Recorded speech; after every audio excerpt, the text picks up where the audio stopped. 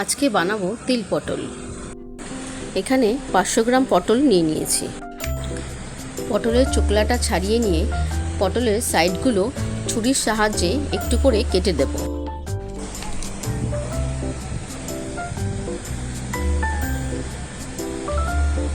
একইভাবে সমস্ত পটল কেটে নেব।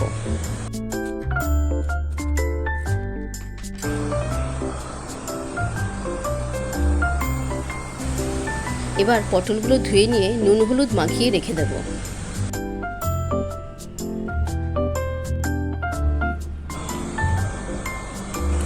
এবার গ্যাসে কড়াইটা বসিয়ে দিয়েছি। কড়াইটা গরম হলে কিছুটা তিল হালকাভাবে ভেজে তুলে রাখবো। খেয়াল রাখতে হবে তিলটা যেন বেশি ব্রাউন না হয়ে যায়। তিলের সাথে 2 চামচ পোস্ত নিয়ে নিয়েছি।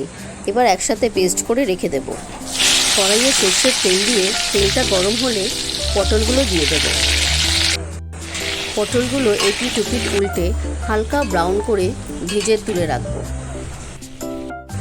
ওই তেলেই কালো জিরে ফোড়ন দিয়ে দেব।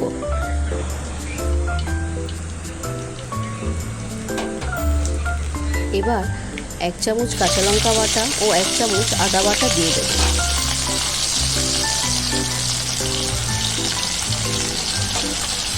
আদার কাঁচা গন্ধটা চলে গেলে পোস্ত ও তিলের পেস্টটা দিয়ে দেব।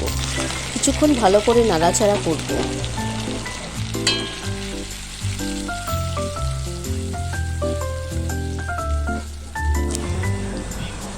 পরিমাণ মতো নুন ও 1/2 চামচ হলুদ গুঁড়ো দিয়ে ভালো করে মশলাটা কষিয়ে নেব।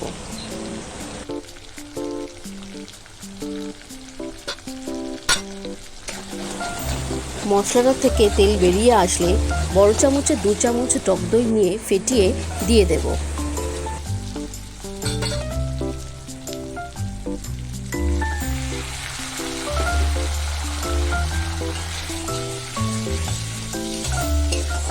টক দইটা দিয়ে কিছুক্ষণ নাড়াচাড়া করে ভেজে রাখা পটলগুলো দিয়ে দেব।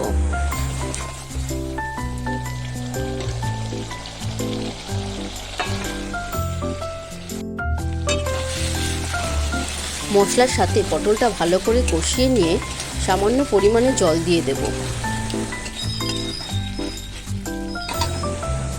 গ্রেভিটা ফুটে গেলে কাঁচা লঙ্কা ও 1/2 চামচ চিনি দিয়ে দেব।